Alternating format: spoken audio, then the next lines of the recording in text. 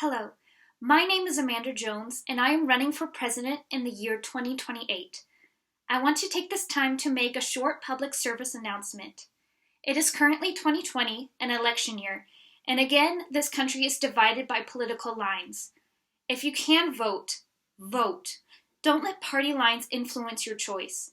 As a registered independent, I think it is important that we vote for what we believe is right over party loyalty.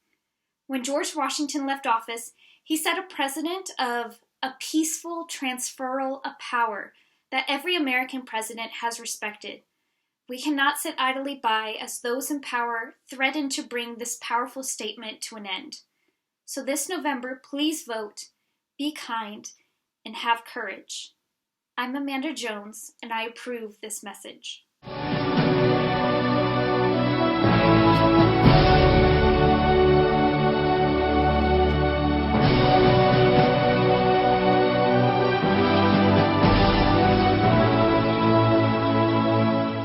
Though in reviewing the incidents of my administration, I am unaware of any intentional error.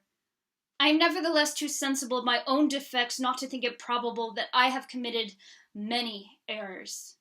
I will also carry with me the hope that my country will view them with indulgence, and that after 45 years of my life dedicated to its service with an upright zeal, the faults of incompetent abilities will be consigned to oblivion, as I myself must soon be, to the mansions of rest. It was George Washington's final revolutionary act, in which the nation's first president voluntarily stepped down from power. He could have stayed in power for the rest of his life, but he didn't. He didn't want a victory lap. Washington's farewell was a masterful move that started the peaceful transfer of power.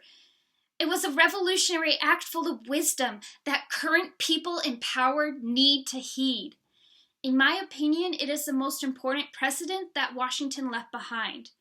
It takes great strength to step away from power, and it showed America's strength as a nation and ensured the United States would move on and live on after Washington. In his farewell address, Washington gave the nation a few warnings. First was his insistence on neutrality. Well, so much for the U.S. listening to that one. But neutrality was important for the first few years of the United States, as they did not have the resources or the power to help out other countries, even friends who they promised they would.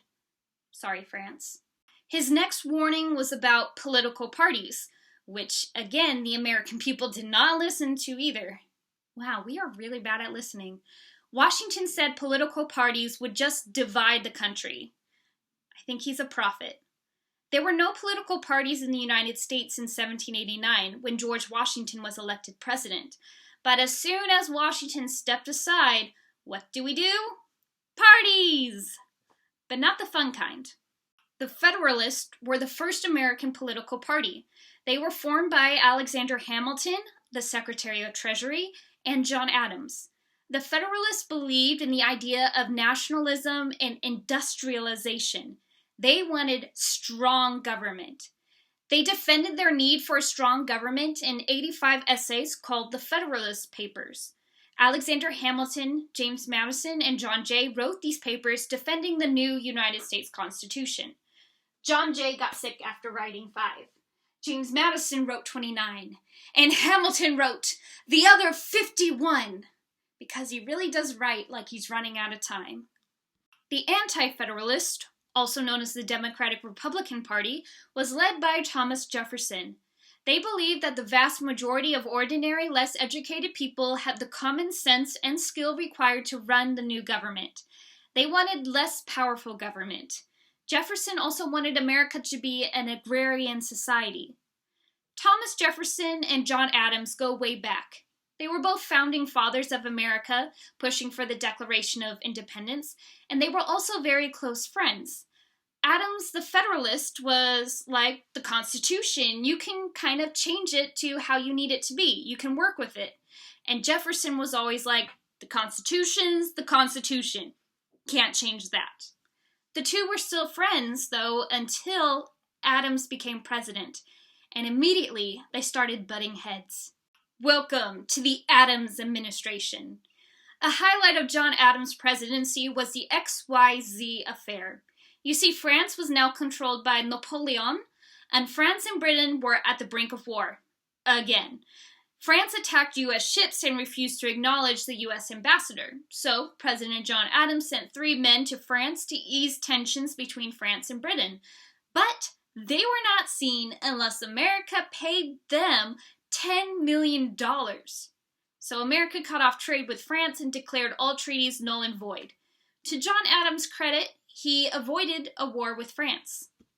But Adams was pretty unpopular as a president, because next to George Washington, he doesn't exactly live up. John Adams was a little paranoid and didn't like it when people talked bad about him. It was hard being the follow-up act to George Washington. Adams passed the Sedition Act that made it a crime to damage the character, person, or property of any officer of the U.S. government, or write or speak against the Congress or the president. And Jefferson was like, well, this is tyranny. That's a violation of a little something called freedom of speech. Bill of Rights. Look it up. It's 1800, and it's an election year.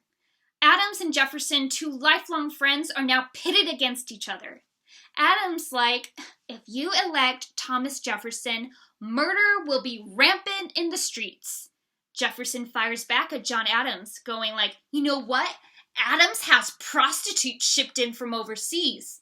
He went to a newspaper and published an article that John Adams is a hermaphrodite. These 2 guys who created this country will be like a bunch of middle schoolers. I know, I teach middle school, I love them, but they know how they can be. These 2 are just getting started. Adams goes to the newspaper to smear Jefferson, saying that Jefferson is a Francophile. He loves France more than he loves America, and you can't vote for him because he's dead. How the media worked back then, I guess it took longer to fact-check things. Jefferson made a headline that says Adam was going to go to war with France, and all these were lies. But America was like, I don't want to go to war with France.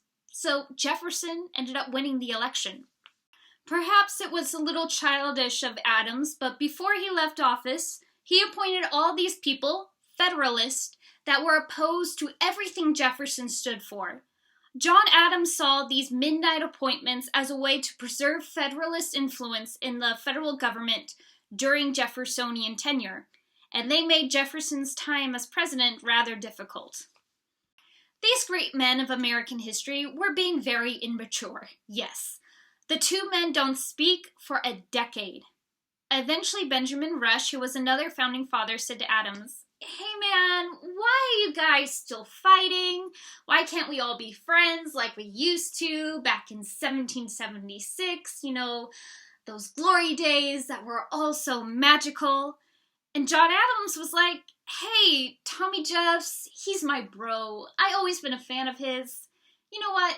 I'll send him a letter. And he does. And it's like, it's simple. Like, hey, Tommy, how you doing? Jefferson gets the letter and was like, hey, Johnny, glad to hear from you. How's life?